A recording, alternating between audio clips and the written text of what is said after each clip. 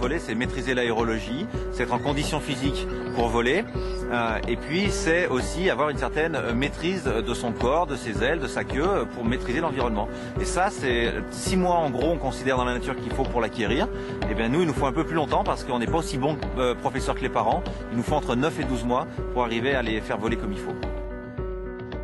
Voici Sherkan, 13 ans, un aigle qui depuis quelques mois vole enfin. Tout ceci grâce à lui. Allez Pépère, au boulot.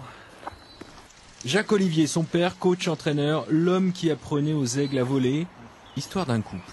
Doucement. Doucement. C'est incroyable comme c'est quand même fort le vent là. Ce qui est incroyable, c'est que ça dégage pas plus vite, je trouve.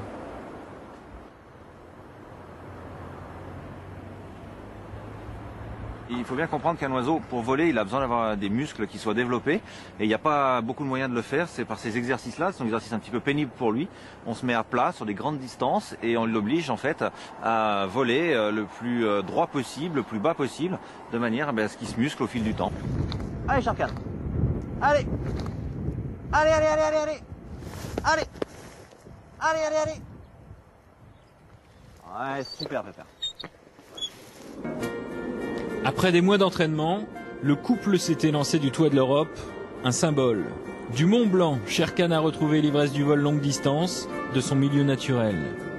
On aimerait bien, avec 3 autres espèces d'aigles pêcheurs, aller au bout de l'aventure, c'est-à-dire dans un premier temps leur apprendre à voler, deuxième temps leur apprendre à pêcher, et puis essayer de les remettre dans leur milieu naturel. Donc ça, c'est notre objectif pour les 2 ans qui viennent.